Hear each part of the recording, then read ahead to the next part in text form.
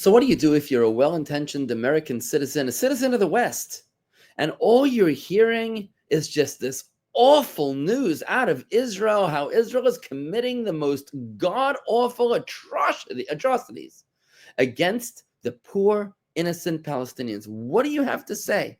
Take a look at how Joe Rogan asked the question and got an amazing, clear, concise, and very practical answer from Coleman Hughes. Here you go.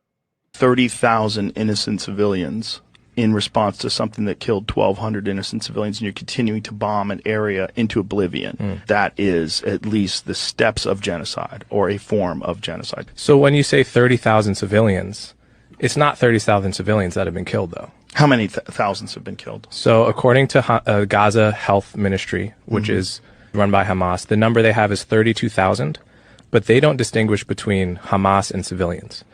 How many members of Hamas are there? 40,000, something like that. I don't think the number is known, but it's tens of thousands. So Hamas says 32,000 people have been killed, civilians and soldiers. Israel says 13,000 soldiers have been killed by Israel. Okay. So let's not doubt either number. They could both be inflated. But if both of those numbers are accurate, which they may or may not be, that would be 13,000 soldiers killed, 19,000 civilians killed, which for urban combat in the Middle East is a very normal ratio. It's very distinct from genocide, because genocide is when you're trying to maximize civilian casualties. I think Israel, however imperfectly, is doing the opposite. They're trying to minimize civilian casualties. That's interesting. This is the way I would put it, succinctly. If you ask the question, what is unique about this war? What is different about this war than all other wars? It's not the civilian death toll. The ratio of combatants to civilians is, I think it's better than the American armies was when we got ISIS out of Mosul. That was like 10,000 civilians dead to kill 4,000 ISIS. This is 19,000 civilians dead to kill 13,000. What's unique about this war, unlike every other war that I could think of, is you have an army in Hamas that has perfected the art of embedding itself and meshing itself with civilians so that you cannot hit them without hitting the people around them. Other armies have done this, but none have perfected it to the extent that Hamas has.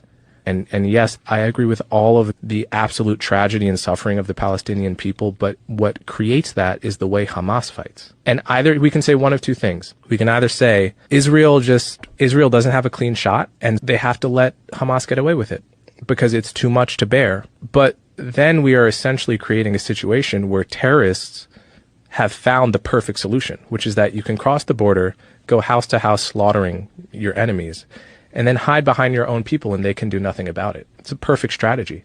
Can we live in a world where we allow that to be an acceptable strategy? I don't think so. And it's very ugly to watch. It's heartbreaking, and I completely understand why people don't think the way I think when they see the videos. I completely get it. But I don't think we can actually live in a world where that's allowed to be a strategy. I appreciate your perspective. I see what you're saying.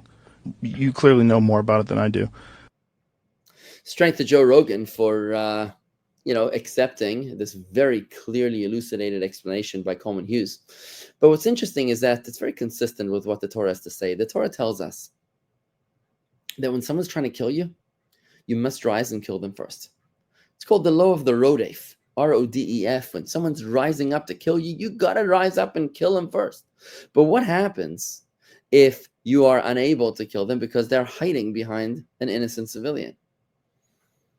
If that's the case, then tragically, the Rodef becomes even that innocent civilian.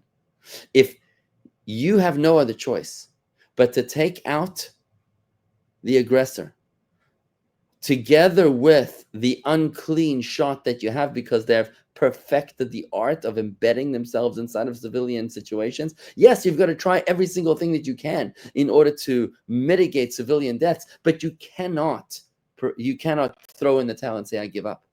The Torah tells us that even when it comes to a situation of where a mother is about to give birth and her life is in danger because of the newborn child, you know those gut-wrenching decisions we've read about where the doctor says to the father, it's going to be one or the other, either the mother or the child. Who is it going to be? Who's going to live? Who should we give life to and who's going to die? The Torah says that the baby is threatening the life of the mother because the mother was alive and well, and it's the baby who unknowingly, unaware, unconsciously is threatening the life of the mother. So in this case, the baby is the rodef. They don't even realize that they're not doing it on purpose. It's not malicious. But the fact of the matter is that the baby is the rodef. And the same thing happens when it comes to a car that's driving down the road and swerving into a crowd. Even though the car might not have an intention of hurting somebody else, that car is considered a rodef. And therefore, when you have no choice, you have to take out the life of an aggressor, whether or not they realize that they are hurting you. So when Hamas has so maliciously and sadistically and cynically embedded themselves behind civilians, whilst Israel has to do everything she can to mitigate civilian lives, and Israel has the lowest ratio of civilian deaths to terrorists than any other war in history, Israel must do whatever it can to stop those terrorists, to protect her men, women, and children, to protect her civilians, even if it means to take down the lives of those whom they're hiding behind. Any other way is simply surrender.